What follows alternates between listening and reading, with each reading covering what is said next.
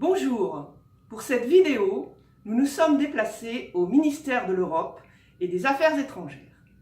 Et je vais laisser la parole à Laurence Beau, de la Direction des Affaires financières, et à Marie-Elisabeth Goulin, du département comptable ministériel. Elles vont nous présenter la distinction entre la notion budgétaire de dépense et la notion de charge comptable. Intéressons-nous d'abord à la dépense. Une dépense exécutée, c'est un décaissement. Quand on dépense, on consomme des crédits. Et ce qui nous intéresse, ce sera de savoir combien j'ai consommé de crédits et combien il m'en reste. C'est une approche par la caisse.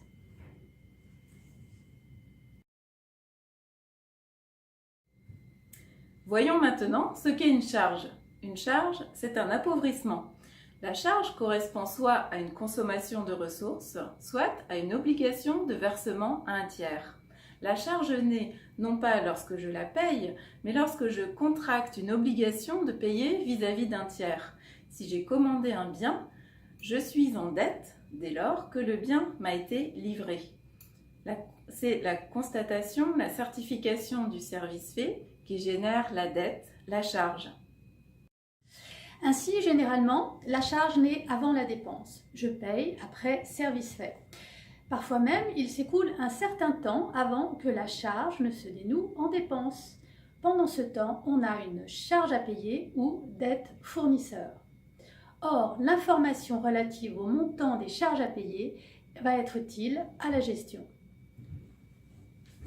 En cours d'année, les dettes fournisseurs, charges à payer sont des données à surveiller, car un volume anormalement élevé de charges à payer ou dettes fournisseurs peut révéler un retard dans l'arrivée ou le traitement des factures.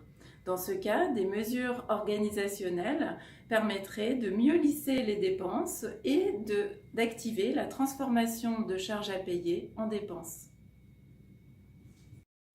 En fin d'année, le niveau des charges à payer et des dettes fournisseurs est une information essentielle.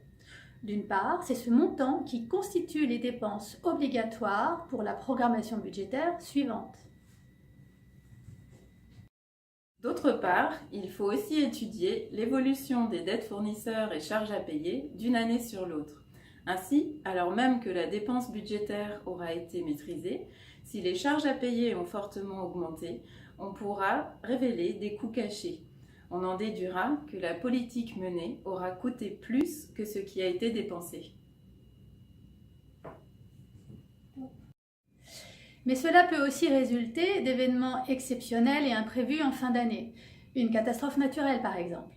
C'est pourquoi il convient d'analyser les causes de cette augmentation des charges à payer et de proposer des mesures.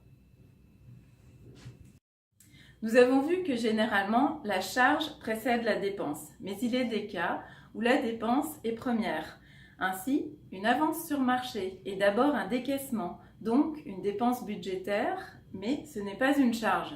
En effet, il n'y a pas encore d'obligation envers le fournisseur car il n'a pas réalisé sa prestation. L'obligation ne naîtra qu'avec le service fait. C'est alors que naîtra la dette et la charge. Ce qu'il faut retenir de cette séquence, une dépense est un décaissement. Une charge, un appauvrissement, naît d'une obligation de payer un tiers. C'est une consommation de ressources.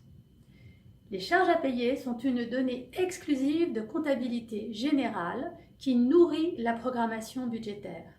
Et l'analyse de leur évolution vient éclairer la gestion.